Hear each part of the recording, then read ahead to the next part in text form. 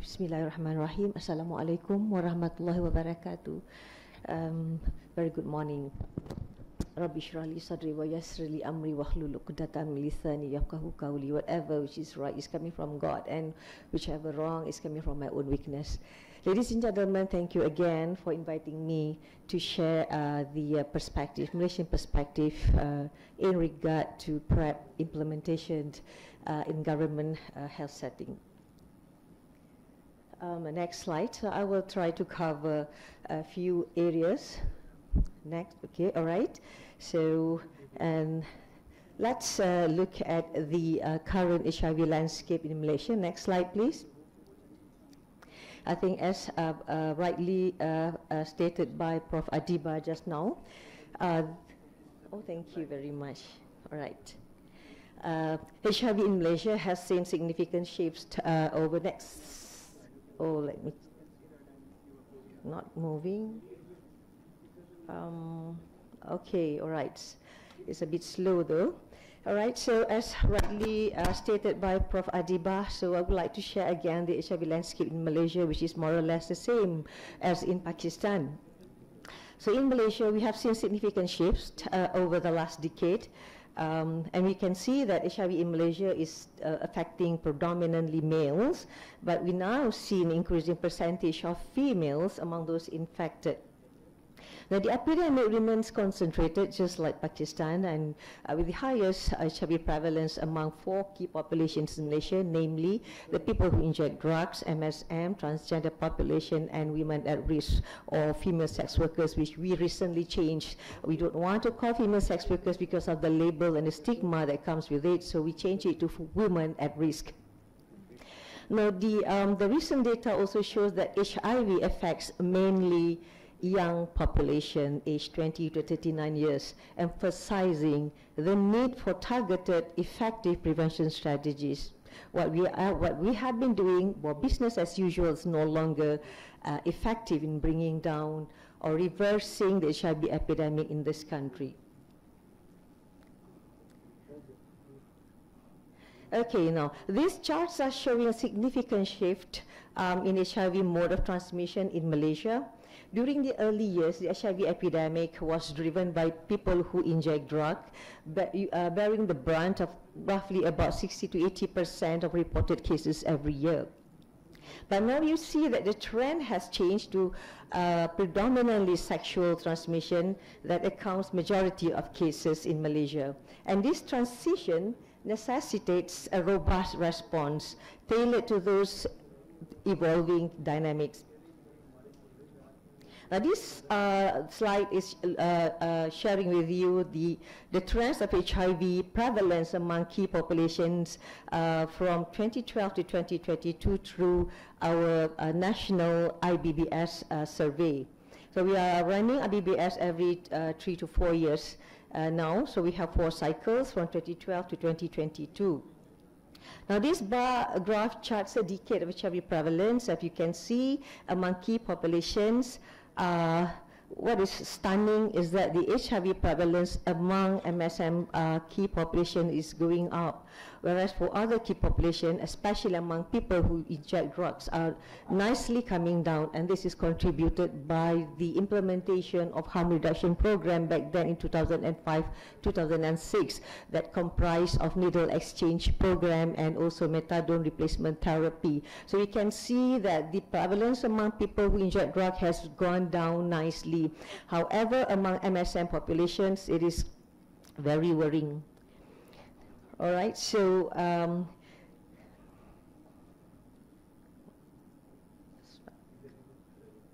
okay, now I'm showing this graph, which is a, oh, sorry, I think, all right. Now, this is depicts a powerful narrative on the effectiveness of PrEP program in ending AIDS. So this is an estimated, or what we call it, as impact model analysis. Now, these estimates were developed together with consultant from Burnett Institute, Australia, and UNAIDS last year. So we are using Optima HIV package to plot and see what would happen to the HIV epidemic if we implement PrEP and with different model of PrEP. So the blue line, if you see, represents estimated HIV infections under current spending without any changes to PrEP allocation. So at the moment, PrEP has to be acquired out of pocket. So only certain or limited number of key population could access because of the price of PrEP. It's still very high in Malaysia. Now you see the red, the green and the purple lines represent estimated number of cases with different funding model for PrEP. Now the red line is based on out-of-pocket, if I mentioned just now, sorry, the blue one. So the red line is actually, if I'm not mistaken here, is spend PrEP at cost supply, so still out-of-pocket. The green is co-payment, meaning to say that it's co-share. The government pay half and the client pay another half, right? Mostly at the drugs cost. And the purple is fully funded by the government. Now you can see that there's not much difference between co-payment and the fully government funded. So this is another mechanism to get a buy-in from the government for an additional budget for PrEP, preventive program from 2025 onwards. Currently, we are running under the Global Fund budget. All right. So what is important here is that we use this graph to get a win or to get a buy-in from the government. So we've already put in initiative for 2025, which is taking over PrEP programs, which was initially funded by Global Fund, to be fully funded by the government next year. But we have not really sit down to confirm whether the government is going to fund fully or co-payment, and how much the client or the key populations are willing to pay. All right, so a bit with you to share with you about the roadmap or the milestone of PrEP in Malaysia. Now, PrEP's milestone trace a path of proactive measures and strategic implementation. So starting back then, I think as early as 2015, when we already had PrEP as part of our national strategic plan on ending AIDS, and last year we fully launched the government fully funded PrEP in 2023. So we have, in between that, we have many significant strides that we would like to share with you. Between 2016 and 2017, efforts to understand public willingness and train healthcare workers on PrEP began, alongside making PrEP more affordable. Now, in 2018, a multi-site demonstration project was launched, increasing the visibility and understanding of PrEP's impact in Malaysia. In 2020, expansion to community-led PrEP services showed diversification of PrEP delivery methods. And in 2022, before 2023, we had several discussions with religious leaders, especially being a Muslim country, Malaysia. So you know that PrEP, MSM, homosexuals, and HIV is a controversial issue, and it is very, very sensitive. So we initiated discussion trying to explore the understanding of the religious leader and their acceptance on PrEP and also on ART. It was a good discussion, and we had our seminar on HIV and Islam involving the religious department throughout the country. That was our very first, I would say, sensitization of the religious leader on PrEPs and also ART. So in 2023, we had the first of the province, which is Perlis, the northernmost part of Malaysia, Peninsular Malaysia, that already issued out its fatwa. We have 14 provinces, so one of the provinces already issued out their fatwa, which is permissible for doctors to prescribe PrEP. Okay, so this marks a significant step forward in aligning health initiatives with cultural and religious considerations. And in the same year, 2023, we started our PrEP government project, so we named it PrEP-Gov, and it was piloted mainly to look at the acceptance of community if PrEP is to be provided by the government at the government clinic. As you know that the community, because of the stigma and discrimination, internal stigma as well as stigma by the healthcare providers, this is the obstacle to bring in community to come to the government clinic and centers. Although we provide free treatment, free PrEP, it is not necessarily that it will come to us. I mean, if the service provided not being used is of no point. All right, so in 2023 up to April this year, we have already spread PrEP-Gov sites at government health centers, 30 health centers throughout the country. And we are committed to further expanding this project this year, ensuring more and more health clinics under the government umbrella to provide PrEPs so that it is more accessible by those who really need PrEP. Okay, now based on those epidemiology that I have shared and the changing landscape, especially involving young population, PrEP was initiated with the aim to reduce HIV prevalence and finally end AIDS, and to complement the existing prevention strategies like condom marketing, harm reduction program, etc., etc., and to promote broader behavioral changes such as improve or increasing condom use, regular HIV testing and STI testing, and communication about sexual health. Thus, stating PrEP can catalyze positive behavioral changes that contribute to overall HIV prevention efforts.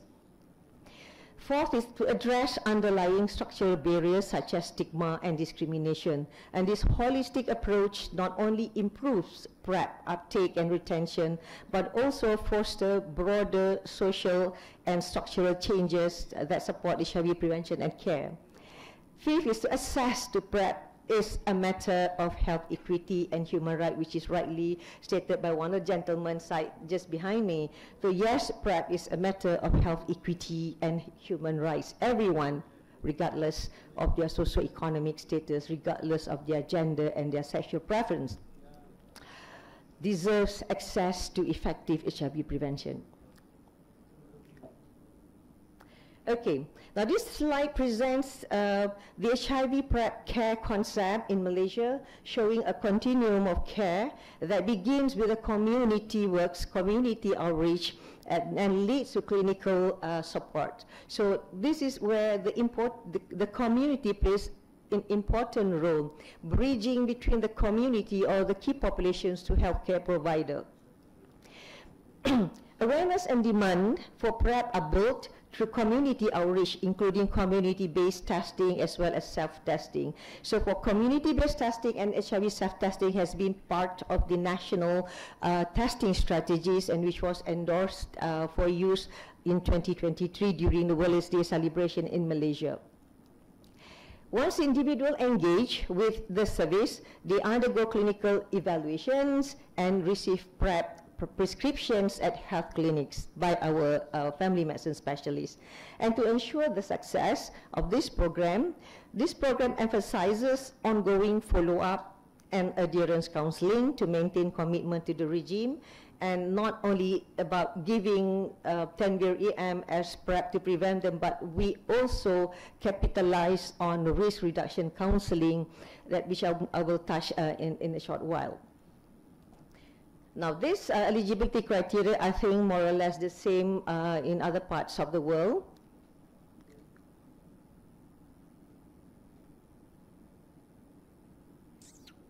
Where do I? Okay, all right. Now for Malaysia, the PrEP care program outlined in this slide consists of a structured timeline for patients receiving PrEP at government health clinic. Starting with initial assessment and test at health clinic, the program includes periodic checkups for adherence evaluation and counseling. Patients are supported throughout the process with risk reduction strategies and necessary medical follow-ups every 3 to 6 months. Now we started with every 3 months, and we realized that 3 months is too short a time, and we're not getting clients are not willing to come every 3 months. So what we did, we changed a bit, we tweaked a little bit on the flow of patients, so they come back to health clinics to see the doctors every 6 months. So the third month is they do the test themselves, either using self-test platform, or they go to the community and get themselves tested. So they are more keen to do this. So they come back to us every 6 months. So at least every 6 months our client will come back, and this is the opportunity for us to engage and to educate them on risk reduction.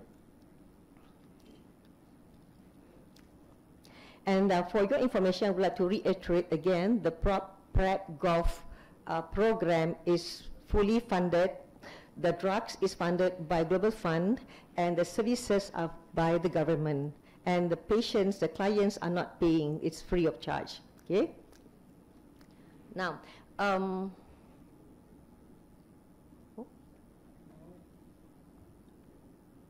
okay, all right, this is what I mentioned earlier, that we enforced on the need for risk reduction counseling through the ABCD approach, which is very basic, which I guess everyone knows about the ABCD when we talk about it during the earlier HIV epidemic.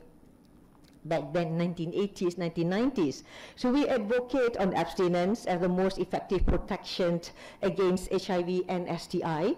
When abstinence isn't possible, as you know, when a patient comes to you, you can't say that you have to abstain. It's just impossible. So it is a stages behavioral change communication. So if abstinence isn't possible, then B, for behavior change, advocates fidelity to a single partner. So we emphasize on the need for monogamous relationship. Now, if fidelity isn't applicable, then C stands for consistent condom use is the way to go. As you know that we are facing with dual epidemic, not only HIV but also substance use. So condom use, consistent condom use is a big challenge when drugs interplay, right? And lastly, D, discourages drug use. Okay, of course we say don't do drugs. This is our message, you know. Please, you know, you have to do this, but please don't do drugs, because it will interfere with your cognitive functions, and you can't even remember or when to take your condom and things like that. Okay.